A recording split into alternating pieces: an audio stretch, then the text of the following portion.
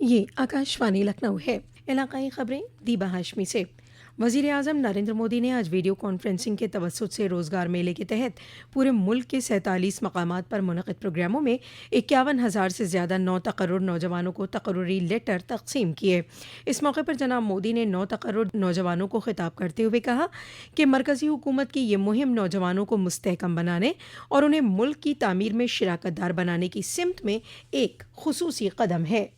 آج بھارت سرکار کے الگ الگ وبھاگوں میں آپ یواؤں کے نئے دائتووں کی شروعات ہوئی ہے۔ آپ کا دائتو دیش کے آرتھک تنتر کو مضبوط کرنا ہے۔ آپ کا دائتو دیش کی آنترک سرکشا کو مضبوط کرنا۔ آپ کا دائتو دیش میں آدھونک انفراسٹرکچر کے نرمان کا ہے۔ آپ کا دائتو شرمکوں کے جیون میں مول بھوت بدلاؤ لانے کا ہے۔ اپنے کاریوں کو اب جتنی ایمانداری سے پورا کریں گے اس کا اتنا ہی سکاراتمک پربھاؤ وکست بھارت کی یاترا میں نظر آئے گا۔ مجھے وشواس ہے آپ اپنے دائتووں کو پوری نشٹھا سے نبھائیں گے۔ اسی سلسلے میں لکھنؤ کے اندرا گاندھی آڈیٹوریم میں منعقد پروگرام میں مرکزی خارجہ جنگلات ماحولیات اور ماحولیاتی تبدیلی کے وزیر کیرتی وردھن سنگھ نے 250 امیدواروں کو تقرری لیٹر تقسیم کیے۔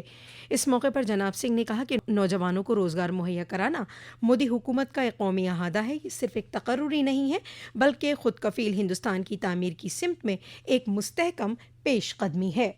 میں ماننی مودی جی کی طرف سے آپ سب کو بدھائی دیتا ہوں، آپ سب کو شبھ دیتا ہوں کہ آپ لوگ اس پوزیشن پہ پہنچے ہیں۔ آپ لوگوں کو یہ آج موقع ملا ہے اس دیش کی سیوا کرنے کا، اور آج کا دن، یہ آج کے پل ہم سب کے، آپ سب کے جیون کے لیے ایک ایتہاسک پل ہے۔ تقرری حاصل کرنے والے نوجوان مرکزی حکومت کے محکمہ ریونیو، وزارت داخلہ، وزارت ریل، محنت اور روزگار وزارت اور دیگر وزارتوں میں عہدہ سنبھالیں گے۔ اسی سلسلے میں کانپور میں روزگار میلے کے انعقاد کی میزبانی محکمہ انکم ٹیکس کو سونپی گئی۔ کانپور میں مرکزی وزیر مملکت بی ایل ورما کی موجودگی میں 9 تقرر افراد کو تقرری لیٹر تقسیم کیے گئے۔ وزیر داخلہ امت شاہ نے کل سبھی ریاستوں کے وزرائے اعلیٰ سے ان کی ریاستوں میں سبھی پاکستانی باشندوں کی شناخت کرنے کو کہا ہے۔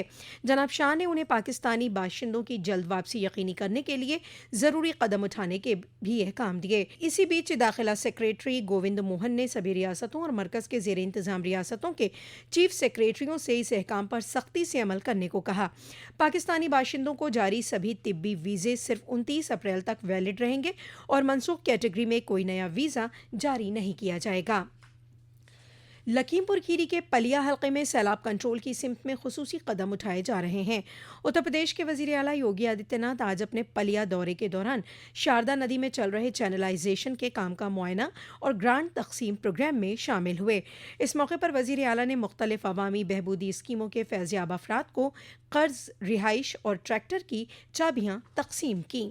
آکاشوانی نے India audio summit and awards 2025 میں مختلف زمروں میں کل 6 انعام حاصل کیے ہیں۔ یہ پروگرام کل رات ممبئی میں منعقد کیا گیا۔ آکاشوانی کو ملے چوٹی کے انعامات میں سابق مرکزی وزیر اسمرتی ایرانی کے پروگرام نئی سوچ نئی کہانی اے ریڈیو جرنی ود اسمرتی ایرانی کو ریڈیو کا سیریز آف دا ایئر اعلان کیا گیا۔ نیوز سروس ڈویژن کے مقبول ہفتہ وار فون ان پروگرام پبلک اسپیک کو ہیلتھ اور فٹنس زمرے میں سب سے اعلیٰ آڈیو پروگرام کے طور پر مانا گیا۔ وزیر اعظم نریندر مودی کل صبح 11 بجے آکاشوانی پر من کی بات پروگرام کے ذریعے ملک اور بیرون ممالک کی عوام کے ساتھ اپنے خیالات بانٹیں گے۔ یہ اس ماہانہ ریڈیو پروگرام کی 121ویں کڑی ہوگی۔ من کی بات پروگرام کا نشریہ آکاشوانی اور دوردرشن کے سبھی نیٹ ورک پر ہوگا۔ عالمی رومن کیتھولک چرچ کے چیف پوپ فرانسس کی جسد خاکی کو آج روم میں سینٹ میری میجر بیسیلیکا میں دفنایا جائے گا۔ پوپ فرانسس کے آخری رسوم کا طزق احتشام ویٹیکن سٹی کے سینٹ پیٹرز اسکوائر میں ہندوستانی وقت کے مطابق دن کے 1:30 بجے شروع ہوگا۔